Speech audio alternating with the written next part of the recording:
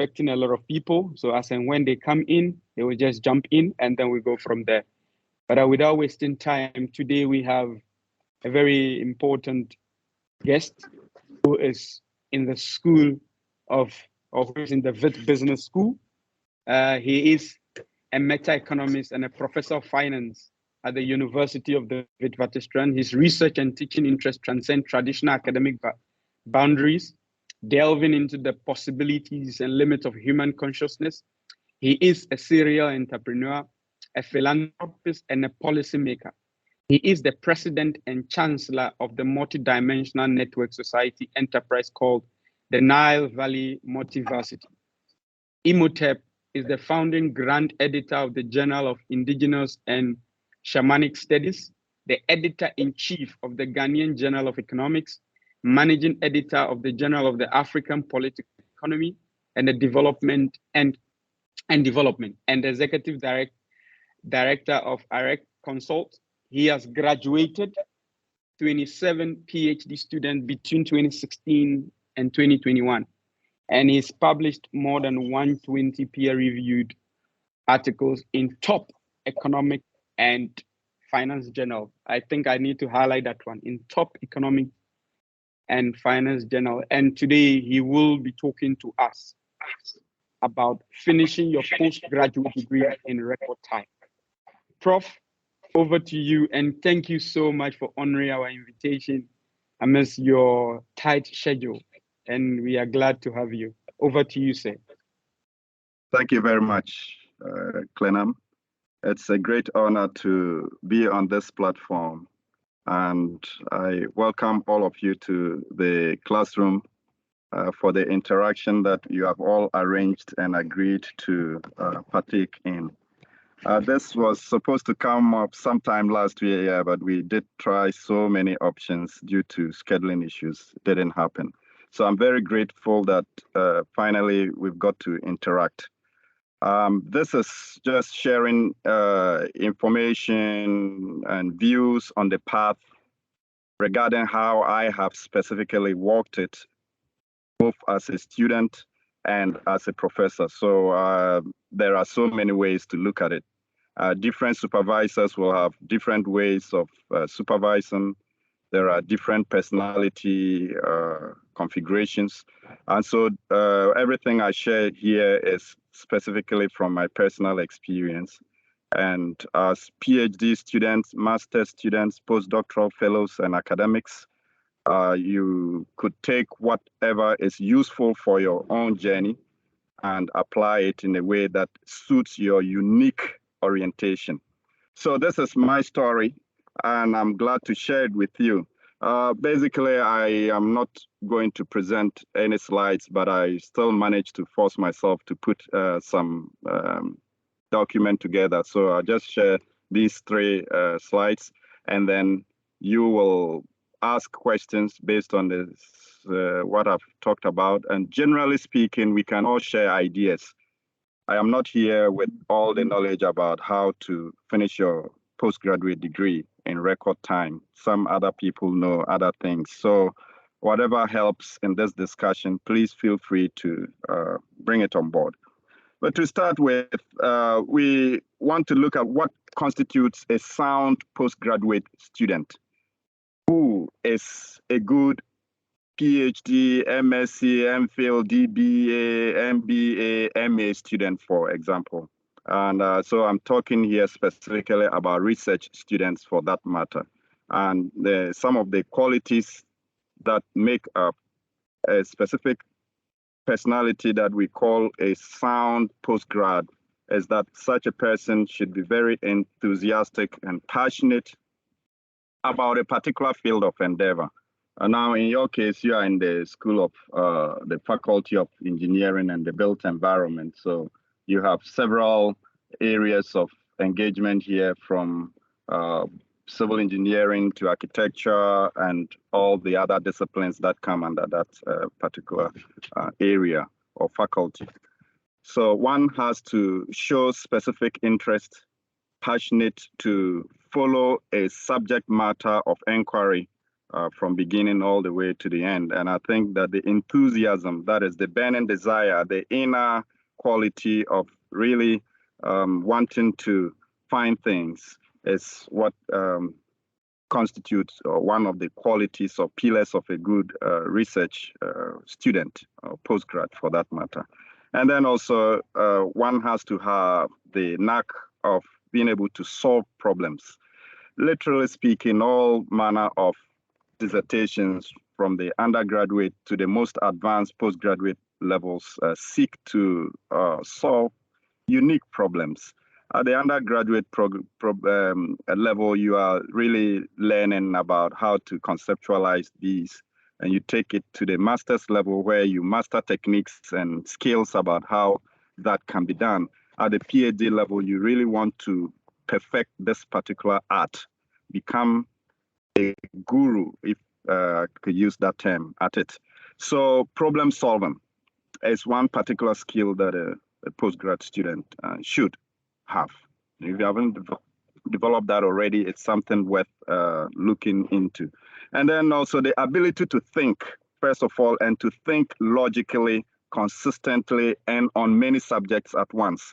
I think this is how problems literally dealt with in the research context, to generate unique solutions at different angles, to be able to take on an issue and distill it into its minutest level and understand the different parts of a system that come together to form a whole and holistic unit.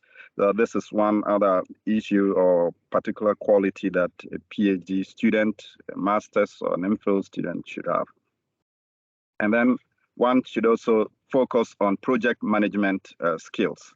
To be able to manage the project from inception all the way to completion, it's a skill that is required at this level.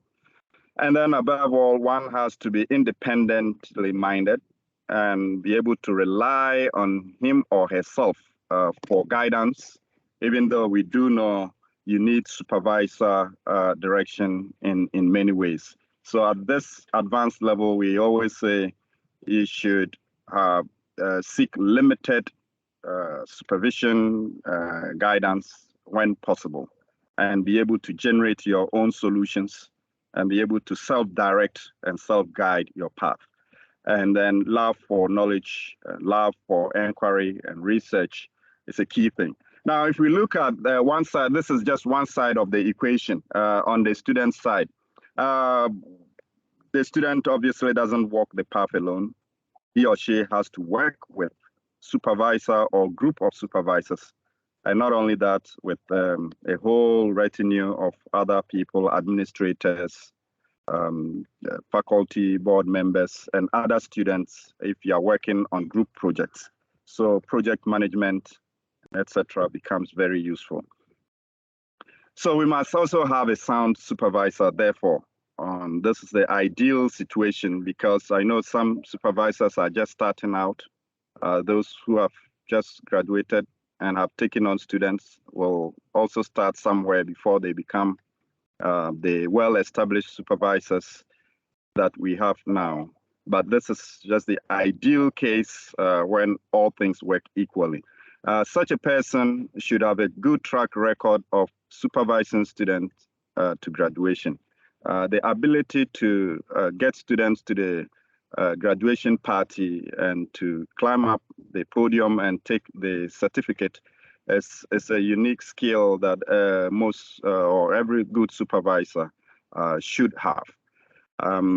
Also, a strong scholarly record and reputation, plus an authority in a particular discipline, in your case, engineering and built environment.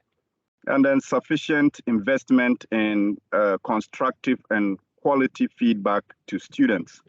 I think this is key so that the students can always know where to go when they get confused along the way, and they should be able to get direction and guidance. And the feedback should be such that the student can work on and improve on their work. And also, I think in my point of view, a sound supervisor should have a general interest in the totality of the development of the student. For instance, beyond the academics, many students come to the postgraduate classroom with a lot of things to balance. They may have family, they have financial issues, they have very difficult backgrounds and relationships that directly or indirectly impacts on the research process. So to get the results, one must therefore look at the supervision process as a holistic endeavor so that it transcends the academic engagement to the other areas. Of course, one has to know where to stop this because not all relationships can be deemed helpful in that regard. And I think also a good supervisor should generally be seen as a mentor, a guide, and a teacher, and a coach, but also a student because it's a learning process between the student and the supervisor. One time, the supervisor was in the position of the student, and this time around, the roles have reversed. So if you put yourself in that shoe, how would you like to be treated if the position suddenly reverse again? And how did you want it when you were a student? These are questions that I personally ask myself as a self-reflection exercise when I deal with students very often. A supervisor should also have a sound communication skills and be able to inspire the student to achieve their goals. These goals could be just merely academic, but most often it's beyond that. Many people come to the PhD class to seek the qualification to do many things, either to enter into academic career, get into research positions, some become entrepreneurs, and etc. The sound and effective supervisor should be able to coach and inspire the student to that end. So just briefly, I think that in a way, if we have these two ingredients in place, sound supervision, sound good postgraduate students, we can start by looking at how do we go about the path. Goal setting is one of the big things that I'm particular about. This starts with the first thing that you do by writing a research proposal. Now, I know many students are in different stages of their research. It doesn't really matter whether you are just starting up or you are at the middle or at the completion stage. Goal setting still becomes a useful tool to employ in the journey all the way to the end. Goal setting really is about writing down, I would say, if you writing down the dreams, the objectives that you have about what you want to pursue. I want to just be generic here because we have all kinds of goals. You could have long-range goals, short-range goals, medium goals, goals that deal with finance, personal development, academic pursuits, and etc. But whatever it is, goal setting should be embedded in your activities. And I think that setting goals here, the way I do it is really to force students to include it in the research proposal. You have to, at the beginning or the origination of the research, set out the timelines. How do you want to get supervision guidance? So in my case, the student actually drive this process rather than me. You will have to set up how you want to be supervised. What do you want to achieve? The research topics sometimes come from the students, very often from myself, sometimes a collaborative effort, but it doesn't really matter. But whatever it is, there has to be a beginning point, a midpoint, and an end point. And then along those lines, there's a continuum of things that can happen. So students said, in my own formula, I will always give feedback to students 2 weeks after I receive your work, whether it's a chapter or a whole draft, doesn't matter. I always recognize that students want to complete and they need to complete to get on with the rest of life. So you get feedback in 2 weeks, and it's up to you how you structure that. Now, not all students want this. Some want to get feedback in a month, 2 months. Some could go all the way up to 6 months. It really depends on how the student wants to work. So goal setting, write down your goals, and the goals should be constantly in your mind, something that you ought to reflect and work on daily and consistently. So some students will set a milestones when to deliver this chapter, that chapter, and that chapter, and that chapter. Once you deliver it, you will get feedback, and you work on, and you get back again. So that back and forth. And I think that this also helps me because of the large number of students that I have to work with. I have to keep the timeline so short and very direct so that if there are students who will not like to work this way, we still have a way to deal with that. And then I think that generally beyond the goal setting, there are other things that one can do. You all know that at the PhD level, you really have to be a master at what you do. Reading widely for your literature is a must. To understand the field in which you are, you have to understand the different contributions from the seminal studies at the beginning of the theory or the particular area you are investigating, all the way through to the current developments in the field. And I think that understanding the wider field and narrowing down to where you find yourself is very, very important. It is very important to also note that sometimes all the knowledge that you want to acquire may not necessarily be in engineering. So some engineering issues can be found in the School of Psychology or in the business school for that matter. So reading widely and also branching into other disciplines is very crucial for your journey. I think thinking in alternatives is a very important quality. This helps you to navigate the path very well when you get stuck, because you can generate a lot of ideas within yourself without necessarily relying on anyone. And therefore, when other ideas come up from supervisors and other places, it just complements your work. I think one of the things that I have personally done and learned through time is always to have very quiet moments where I deliberately turn into myself to reflect on what I'm writing, what I'm studying, and what I am doing. Being able to concentrate on a single theme, follow through to look at all the strands in which the onion can unfold, it's a good way to think about research. And I think that is what the PhD process is all about. At this stage, you have studied all the undergraduate and the postgraduate courses, and now you take a narrow field and you concentrate and focus on that particular narrow field, whether it's about water treatment using reverse osmosis, or it's about mining or mineral processing. All of these are different ways in which you can think about the dynamics of focusing on a singular topic. And if you can keep the focus in place for a very long time, you can then branch out to look at how from this singular point, the rest connects to the wider picture, from engineering to medicine to business science to architecture and etc. etc. So getting a quiet time, no matter your orientation, will help you to really calm your mind for you to do the work. All good research always emanates from the place of quietude. We have seen this with a lot of inventions. Suddenly people stumble on great ideas when they have been very, very quiet and they have been very focused on a theme. And then for those of you who will go on to probably look at publishing, you will realize that rejection is part of the game. And this is something that you have to learn from early on.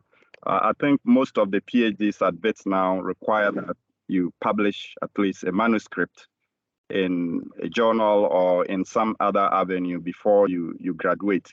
And most often your first writing may not be that good or may not be accepted even if it's that good. So rejection is part of the norm of walking this journey. Learn the tricks and the intricacies about rejection and really go with it and submit anyway. Learn from what others have done and dealt with it, and also you just make the effort to publish.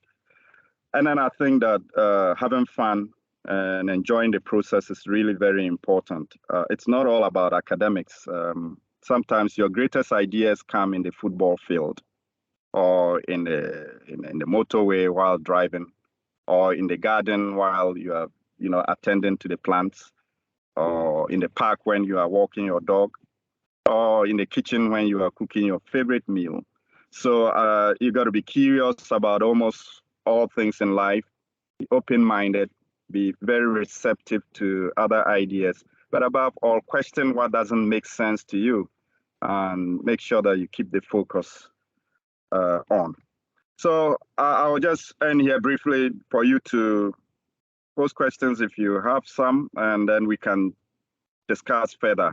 So to conclude, just to admonish you to challenge yourself and to dream very big dreams and set very good goals, not goals that are off, the dimensions, but within your strengths and achievable limits. And definitely take on the world and publish your research and get out there and be the best postgraduate candidate that you are already. Thank you very much. I'll end the talk here, and then we can open it up for just discussion, knowing very well that everyone here is a teacher and everyone here is a student. So whatever question comes up, we can use it as a way of teaching ourselves and helping to elaborate on what I've just presented. Thank you very much. Thank you so much, Prof. I think you've done justice to it. I think keep it simple and straightforward. And so we thank you so much. Can we now welcome questions? You can type them or you can unmute yourself and go straight to it. I told you a tree should be known by the fruit it bears, not the one it talks about. So here you can determine that Prof is really a tree that you can call what it is. Carol, go for it.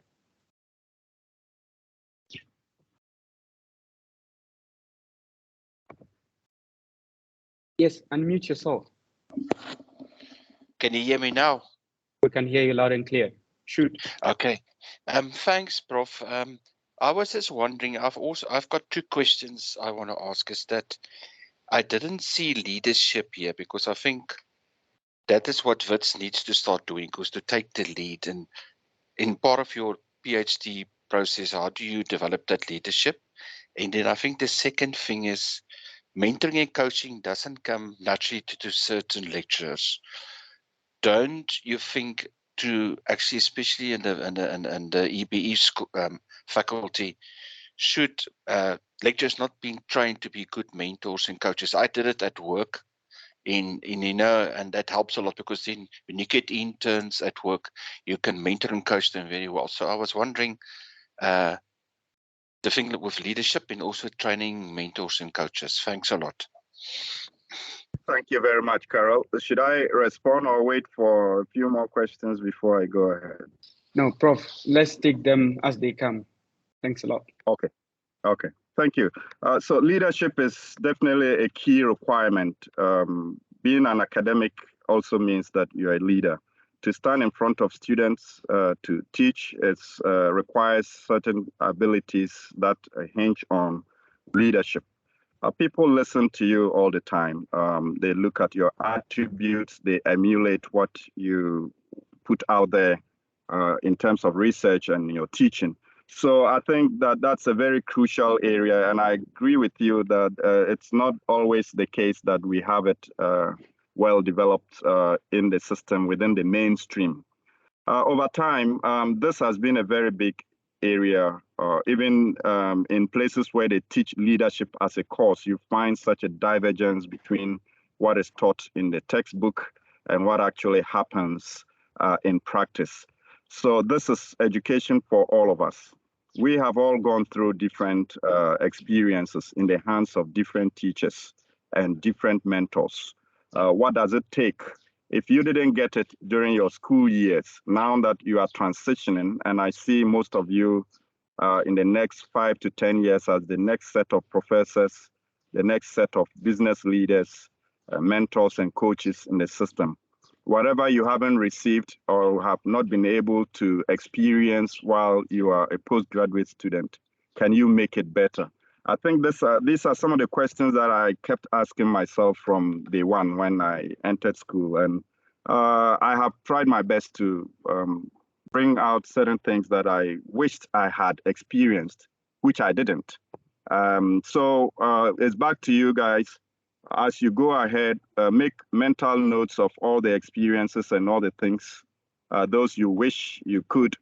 And therefore, when you get to the other side of the aisle, make sure that we implement those. I think at this moment, we are in a very big space for good leaders to emerge from the crowd that we are meeting right now. And there are already well-established people whom we can look up to for that kind of leadership, even if it's not within our immediate faculty, but in other schools and in other faculties as well. And then mentoring culture is very key.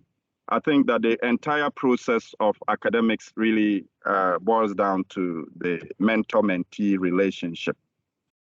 It is a walk in which we learn from each other. Sometimes you'll be amazed at the stock of knowledge that the postgraduate students have. One time I found myself at the coast of Chile with some students that were just having a business tour. And what came out of the student helped to connect so many dots from geography to oceanography to subjects that I would never have thought about if I stayed in my exclusive field of finance and economics. So the mentoring journey is that you inspire the students, put at their disposal whatever they need to grow, whatever is their need. If you have the means, meet it. So this refers generally to all other relationships, because eventually what you give out is what you also get back. So most of the feedback that I get of all the success in publishing and everything is also because you have devoted time to deliberately mentor all of these students, and they feedback the quality that you have given out to them. So whatever goes out from you is what is going to feedback to you.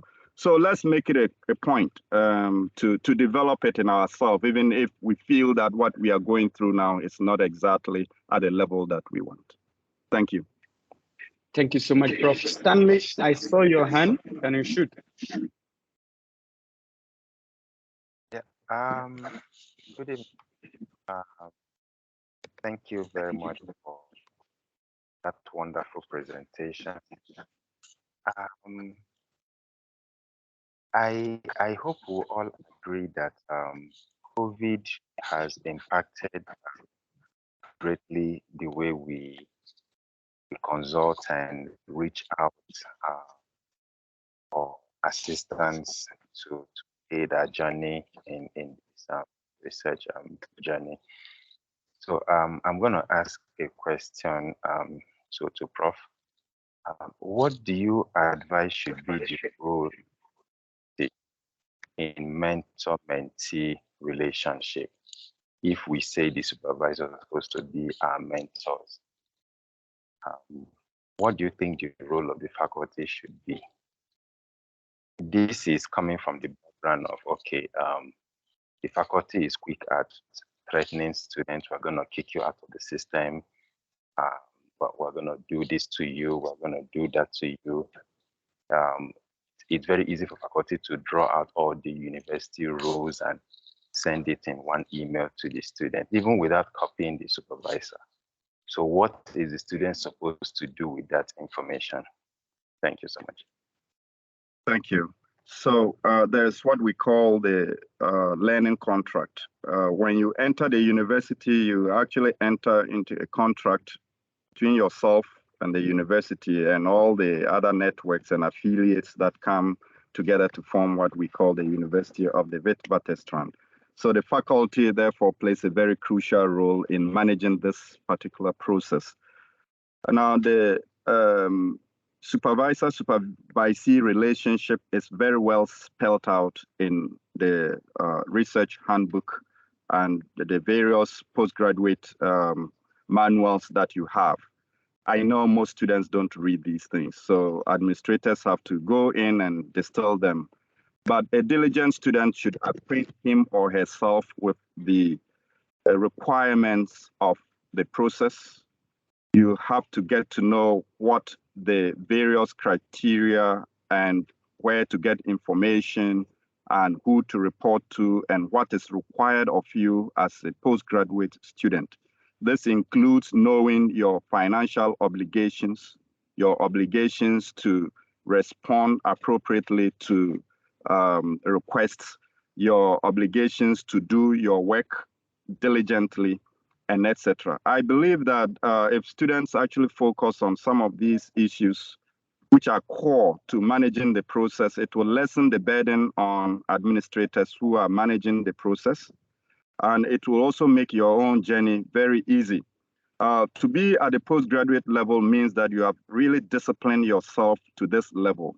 That discipline requires that you know of the variety of information sources, where to access them and how to deal with it. When this is done, I think that the issues of threats and of deleting your name or suspending your studies may be minimized. I don't think it will go away, but they may be minimized. So on the relationship between the supervisor and the supervisee, and also between the two and the faculty, it's one of co-creation if it's done really very well. I think that the school is very interested in you graduating as much as you are also interested in your own graduation. Now, Wits University counts the number of students they've graduated. This is a statistic that we are all proud about. In your faculty, for instance, there's a statistic that says that you have the highest number of rated scientists, or the one of the highest, if I'm not mistaken, and good research. So all of this go to reflect well on the university as much as it reflects on you. So I think let's view it in a positive light. I'm not making light of the difficulties that students go through, but let's take it as a learning process. Yes, the pandemic has brought a lot of challenges, but so has the pandemic thrown a lot of opportunities to us. We are having this webinar from several locations, several time zones, different countries, and different environments and networks. And this is the beauty of the pandemic. It would have been almost impossible to have this number of people connected from different parts and different disciplines to listen to this. So let's celebrate that as much as the difficulties have also been acknowledged. All right, thank you. Thank you so much, Prof. And I think I just want to quickly add something. I mean, in order for you to graduate on record time, you need your supervisor to be on your side. And since we are sharing personal experience, when my PhD has to go through a phase of going to court and for it to be and all that, it is also because I carried my supervisor through the entire journey. And so when it was the need arose for her to write officially to the university for them to give us lawyers so that we can defend this and get this thing done with, it was much easier. A lot of the things that students don't do well, it's the lack of communication and also carrying your supervisor on the journey. I mean, a lot of students would end up saying that their supervisors act or behave in a laissez-faire manner, and then it seems as if they are not interested in what they are doing. And the thing is, if you don't graduate on record time, it doesn't just reflect badly on you, it will also reflect badly on your supervisor. And also, if you submit a work that is shoddy, a work that is not well done, it also reflects badly on both. But I mean, like Professor said, you need to take charge of this process. Also make sure that at the end of the day, you will become a master's or a PhD, you'll become well vested in that area.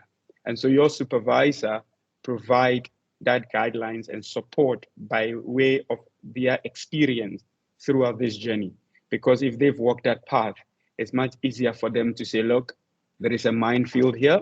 How are you going to navigate it? So I like what Prof said by saying your supervisor should be a guide. And I told you that I think 3 weeks back or 4 weeks back that as a guide is more like being a blind and having a guide dog.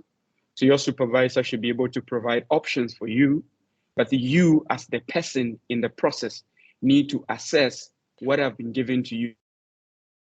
How do I apply what have been given to me in my specific situation? Because otherwise we don't have one fits all to solving a particular problem. And also make sure that you continue to engage. And also Prof also said that make sure that you are not just a scientist or an engineer that is so myopic in your thinking and don't see how other disciplines connect. And it means that you need to read very well. Yesterday, I was reading a statistics by the United States, I think the Department of Statistics, that says that about 48% of postgraduates, after they finish their postgraduate degree, never read anything. 48%, almost half of them. So it means, and I mean, reading gives you the sovereignty over your imagination. So it is very important that you factor all these things into the journey. And also, I mean, Prof said you need to get quiet moment and do sober reflection. You need to ask yourself a painful question each and every day and say, why am I doing this degree?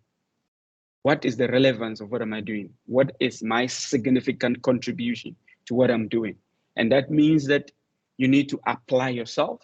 You need to come to a point where you know that you are doing this not because you want a degree, but you are doing this so that at least at the end of the day, you become the deliverable and not your thesis. So I think that those are some of the things that I also want to share with Prof. Thank you very much for adding that to it. Yeah, this is very helpful. Thank you. Yes, please. We still have some time. Any more who want to ask questions, you can type it or you can just shoot. This is a place where we bring a resource person to help us unravel some of the disease and difficulties associated with finishing and how we can finish. So I'm expecting that you ask your questions. Please.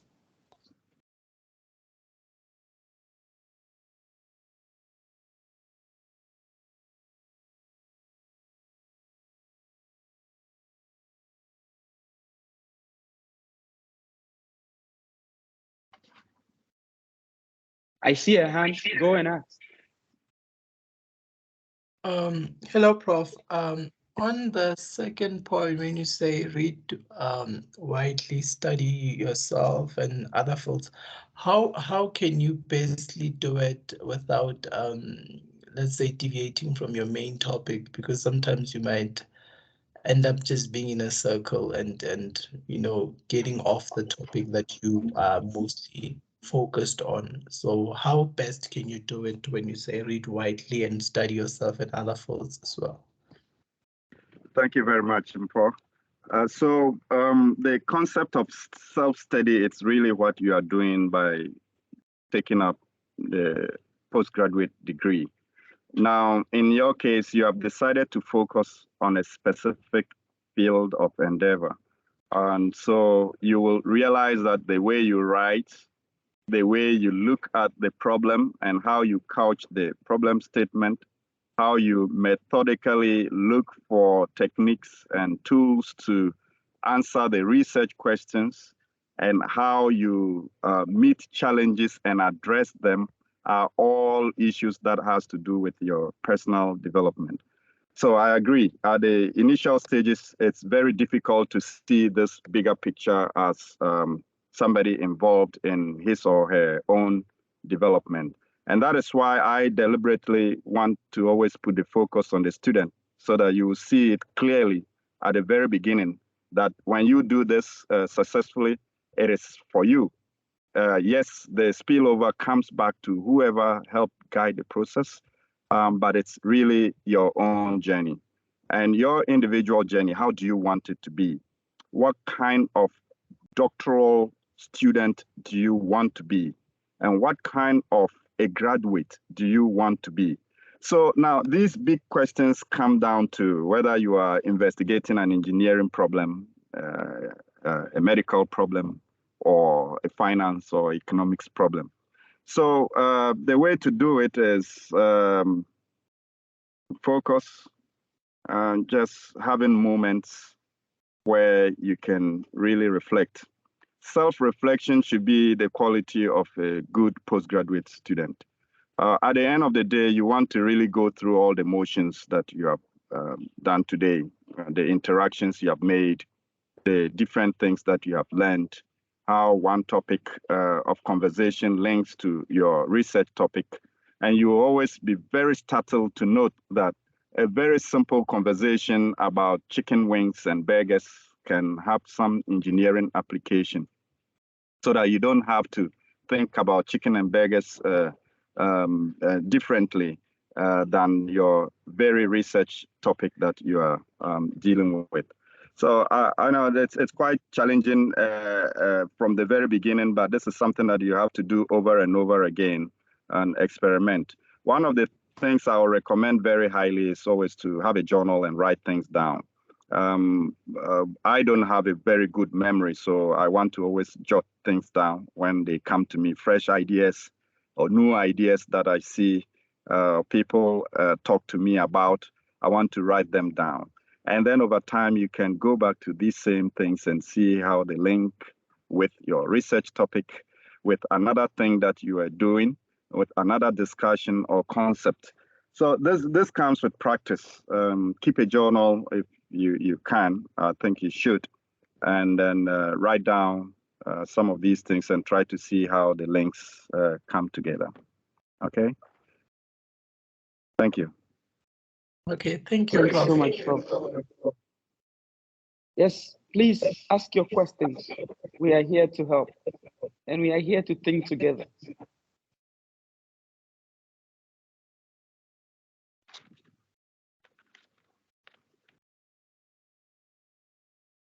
Prof, I think is there a good thing to sometimes coach your supervisor? Is it a good thing to sometimes coach your supervisor? From my point of view, yes. All my students are also my teachers. This is the way I have just structured myself. Every student that comes to me is also a teacher. It's also a coach. It's also a guide. In fact, some of them are experienced in other areas in life that I have very little experience in. And they teach me a lot. I pick up a lot. So, but the way to do it, you should know how to navigate this very carefully, because as academics, we have very touchy egos too. Some of the academic egos can be very large, and when they blow up, they can affect your journey. So you have to know the type of personality that you are dealing with. And that's why knowing yourself becomes very important, so that you know the sensitivity spots of people and where they are likely to react well to a certain correction or teaching, and where they are not likely to react. Some people are just naturally not amenable to suggestions. That's their nature. So you have to know that. So as I said, about studying yourself is also to study your supervisor, study his likes, his dislikes, study what moves him, what doesn't move him, study how he wants his ways to be done. I always watch students. Some students are very structured in their ways. Some are very easygoing and they will meet and discuss at any time.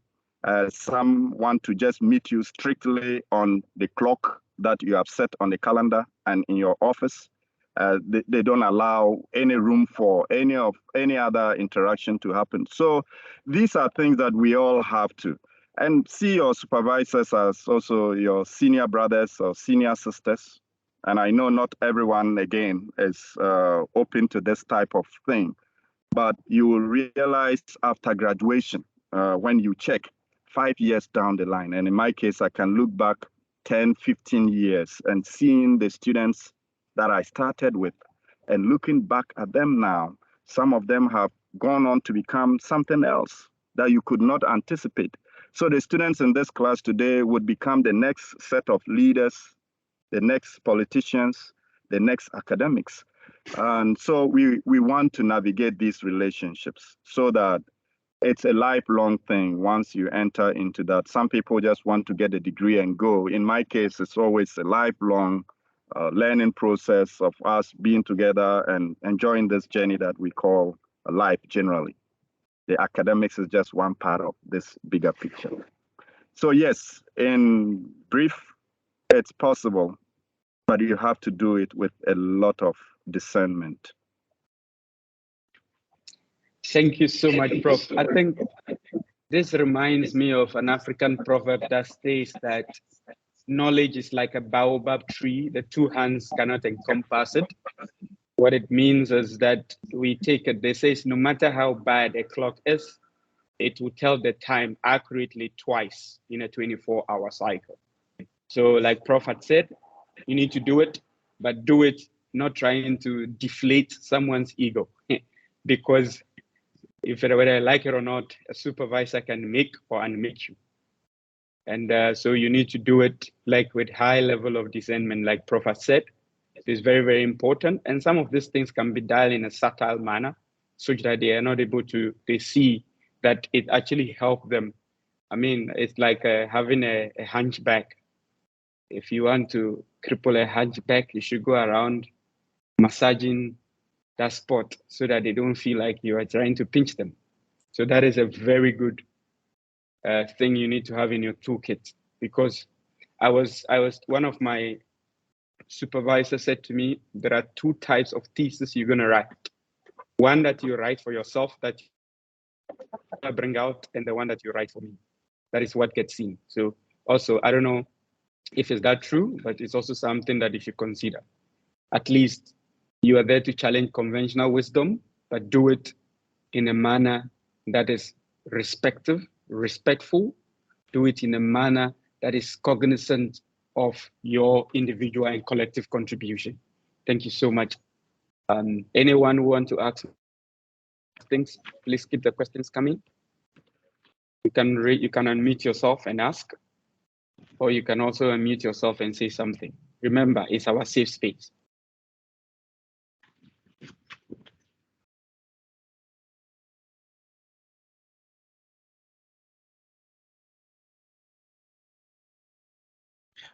Okay, may I also go ahead?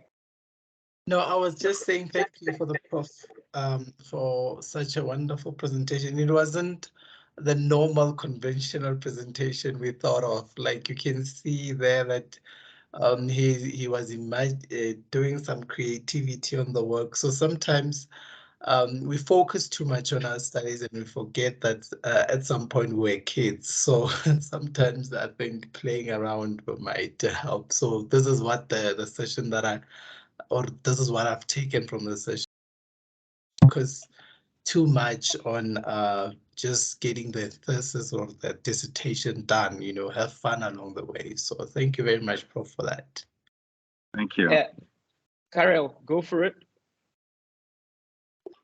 Yes, I was wondering, I've done my master's 15 years ago, and then I got registered last year. But I am a little bit frustrated because I was expecting the mining school or the faculty to actually come with an orientation week of a PhD to tell you what is what, because the thing is you waste a lot of time because I only pick up the gold program 2 weeks ago. Because does the faculty look at it, and I don't know what the professor will say, is that when you want to actually make sure the PhD or the master students go quicker through, why don't you not create a foundation in the beginning? When he gets registered, that his supervisor go and do an assessment, or he says, listen, there's certain things missing. Like me, said, listen, you've done 15 years ago your master's, maybe you need some training on research methods and things like that.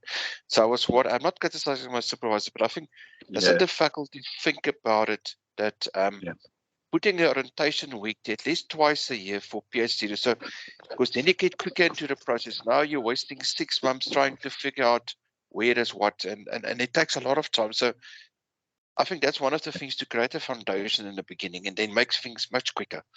Because I think people battle to get started, and when they get started, it's fine. But I think to maybe, why don't you shorten it with maybe having orientation week in the beginning for a master's and a PhD student, and in that week you can do all these workshops and things for him. And I think that will save a lot of time, because to go and stretch these things over 6 months, it takes too long. That is, Yeah. I think the initiative you're doing now with the ADU and the Gold is good.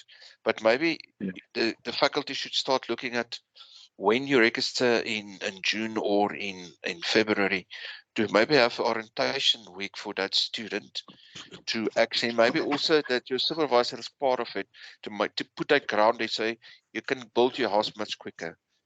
This is a comment I'm making. Thanks. Yeah, no, that's very fair. So, Desmond, if you don't have that already, I think most parts of WITS, and I speak specifically for the business school here, because we have at least a 2-week research seminar or general introductory seminar to the PhD, where every student and most supervisors partake. So that prepares the student for the journey. And at the end of that seminar, normally we will have all the academic staff get introduced, and students get to know some of the faculty, if even they are not their supervisors. So if this is something that is not happening, you may want to consider that, because what he's raising is also very valid for people who have stayed out for a long time before coming to academia now. And so those 2 weeks of seminars normally prepares, it's not enough, but at least it gets you grounded for the beginning journey. And from there, every student must begin to look for some of the specific training needs.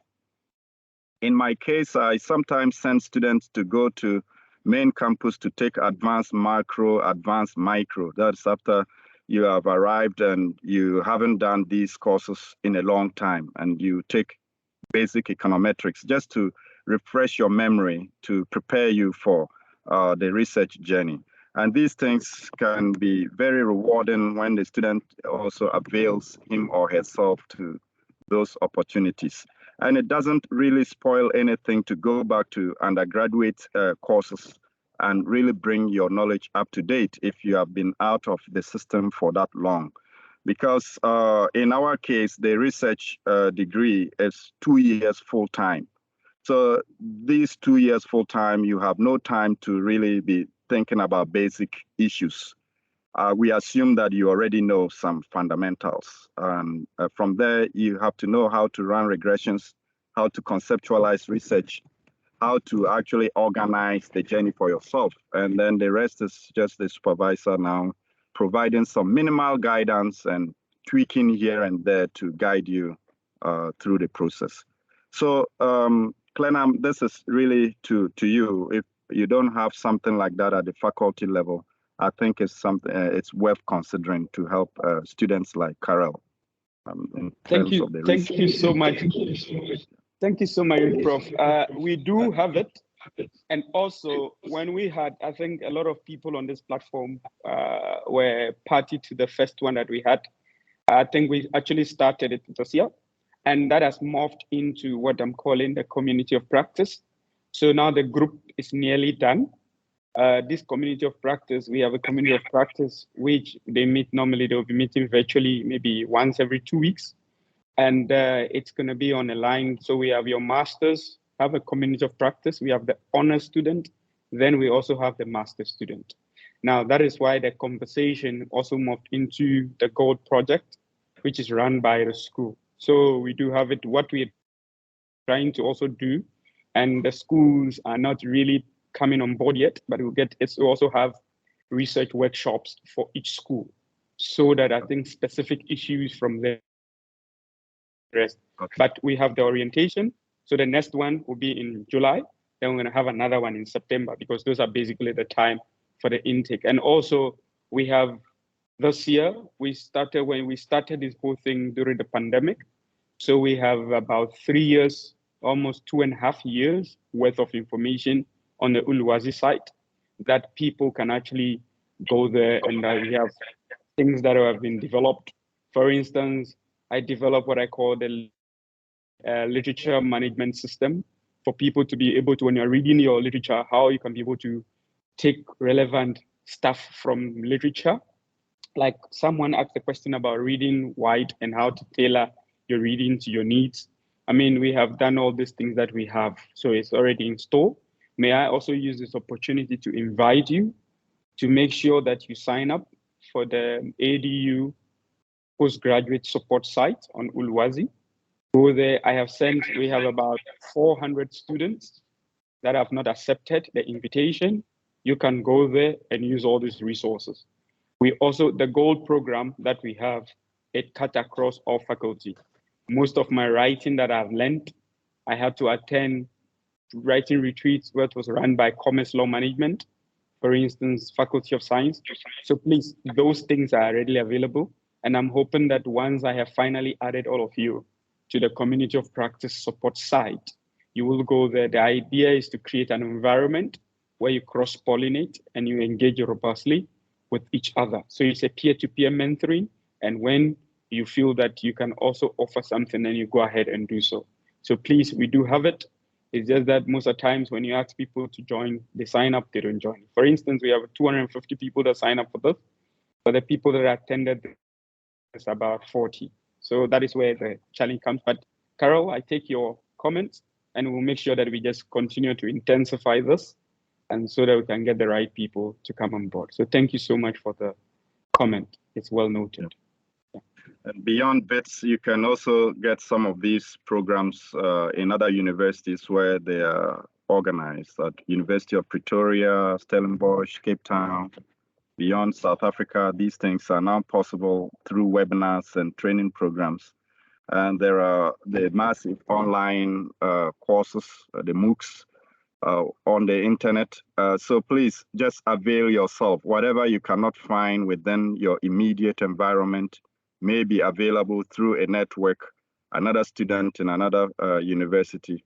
In our time, when the internet was not so fluid and there wasn't much to do with the softwares and etc., you actually go to students in other universities where they have all the resources. So make use of the networks that you have and request through your supervisor and other students to help you to get whatever you really need to make your journey easy and smooth. Thank you so much, Prof. And also, please, you are the best to market what we do here at the ADU. You've been attending. I've seen most of you have been consistent in attending this program. So go out there and talk to people. I have noticed that a lot of students, postgraduate students, think that these things are just waste of time. But these are where sometimes you get resources, you get direction. I mean, 2 weeks ago, I had about 14 master students who came to me and actually doing referencing manually. Where you have Mendeley, we have done courses, we've done programs, workshops on Mendeley, you have Zotero, you have EndNote, but people are doing some of these things. You see, in an ocean, you can still be there and still be testy. So it is very, very important that you seize this opportunity and make the best out of what we have. And that will also bring me to what we'll be doing in 2 weeks' time. I mean, you can block your calendar and say every 2 weeks we have this workshop. In the next 2 weeks, on the 18th of May, we'll be having Professor Michael Daramola, who was in the School of Chemical and Metallurgy, but is now moved to University of Pretoria, who will be talking to us about publish or perish. I mean, and then following the next 2 weeks, we'll be talking about postgraduate supervision and mental health. So, I mean, these are programs that we share where we bring people that comes. I like what Mpo said by saying that we bring people that does not tell you the textbook stuff, people that come to share their experience with you. I mean, we had a professor from Caltech and Northwestern who talked to us about being obsessed with excellence, that you stop, you think, and you reflect. That same reflection is what Professor Alagidede has also pointed to us. We are bringing people from all over the globe to come talk to us. I mean, in the next 6 weeks' time, we are bringing Professor Tony, the man or one of the fathers of mixed method research. And I expect a lot of people to come there, even if you are at the final stage of writing research. There is something you can still glean knowledge from what they have done and use that to help you as a springboard to get to the next level. So please make time. Some of these people, you can go and read about them, like Professor Michael Baramola. I think in the school, they call him the publishing machine. He publishes in very high impact factor journals. How does he do it? And these are some of the things that will help you unlock some of these opportunities for you. And also, this is a platform where after that, you can also interact with the professor. We had 2 students who got to go to their postdoc in the US because of a professor we brought, and they interacted with the professor. So look at this as an opportunity for you to be able to seize whatever you need to take from it. Like Prof said, look at what we are doing here. Take what works for you. Delete what doesn't help you and move on. So please just make a date with us. Does anyone have anything more to say? I mean, Prof, maybe they want to see your face because. So let switch to the other good machine professor. because I didn't have a. Yes. Does anyone have anything to say? I mean, when you see Professor Alagidede, you have another one addition to your connect. So you say, oh, Prof, you talk to us at the ADU or the Faculty of Engineering webinar, and that is where you keep the conversation going. That's where you go, you know. Anything, does anyone want to add something? You can type your questions or you can.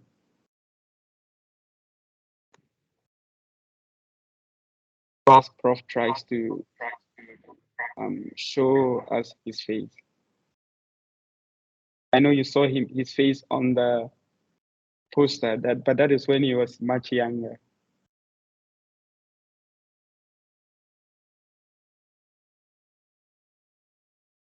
Plus, yes, that is my professor right there. And Prof will even tell you that there was a time I was applying something and I sent a document to him to even read to even edit for me. So even peer mentoring is very important. You write something, get that people you can trust who can give you constructive feedback, and that would help you to be able to get ahead, because the only way to get ahead is to get started. And the only way to do that is to make sure you have the right people that you can leverage from. So it's very, very important. Yes, my good professor in his beautiful smoke right there. Yes.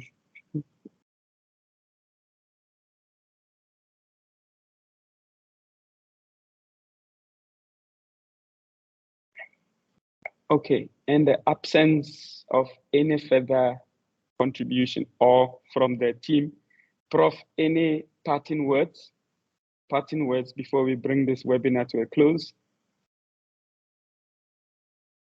Prof, you are muted. This is technology for sorry. you. Yes, that's right. Sorry. I want to thank all of you who joined, whether online, offline, on world, off world. This is a transmission to all of you to take your studies to the highest level and also see it as the journey that you are on just as a human being, and the PhD is just one expression of that. I really want to see all of you go on successfully in life, do the things that you want to do for yourself, just be true to the course of the journey. Whatever you do, just do it with intention and purpose. I think this is key. Have an intent to be an excellent student, to be a grad student that can go on to change fundamental things about our society. We are all involved in different research topics because there are different problems that we encounter daily in our lives, whether at the family level, at the community level, national level, and global level.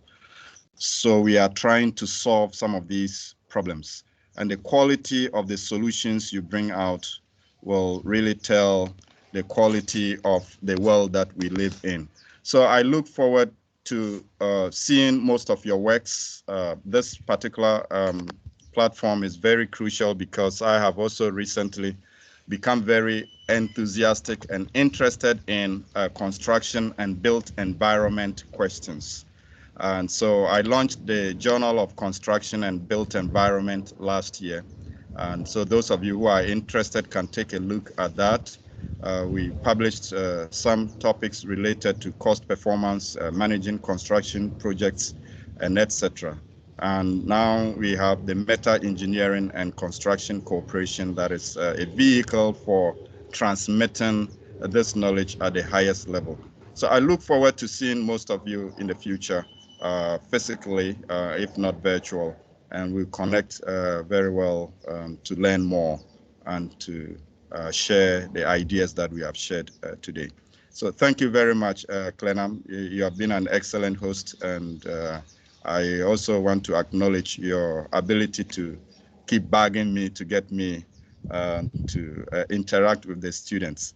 It's always a pleasure for me to share whatever I have picked up during my journey with the students.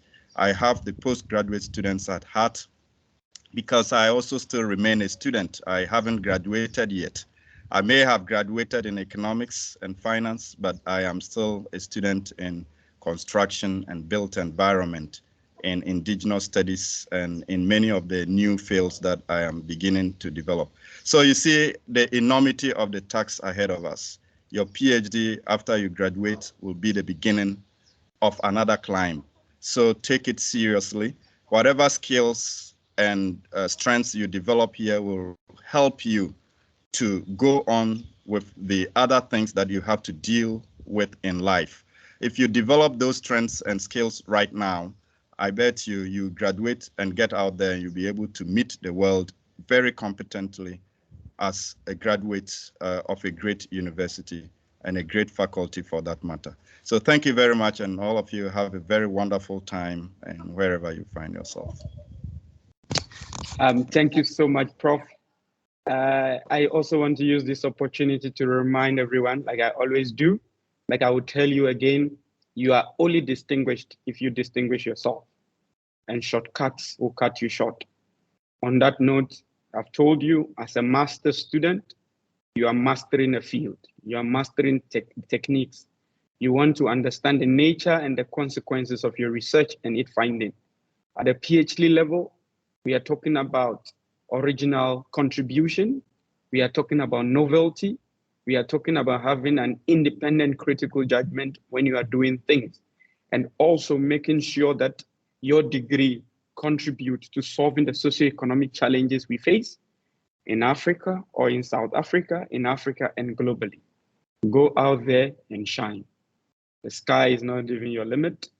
You've heard Prof talk about the new journal that they've launched last year. Go out there, read about them, and also see how you can contribute to knowledge. I mean, when you die, and all the people that knows you died until you have done something significant with your life, it will look as if you were never born. On this note, thank you all for coming, and I look forward to having you in 2 weeks' time, where we'll learn about is either you publish or you perish. Thank you so much for coming. I also want to use this opportunity to thank our resource person, Professor Imhotep Alagidede, for, I think, like he's told you, I've been bugging him around, and finally I got a date with him, and he came to share his wisdom with us. I think that he deserves a hand of applause. So Prof, we thank you so much. Thank you so much for coming. I also want to use this opportunity to thank my director, Professor Rodney Michael Genga, for also granting us all the support and the opportunity we have for this platform. And also want to thank the Dean of the Faculty of Engineering, the Built Environment, Professor Tukuzani Majozi, and all the assistant deans. And also specifically want to thank you for giving 2.5 hours of your time where we actually engage, we cross-pollinate ideas, we share our experience, and making sure that we are developing the next critical mass that is needed for the emancipation of Africa. Thank you so much for coming, and I look forward to see you at the top. Bye for now. Thank you. Bye.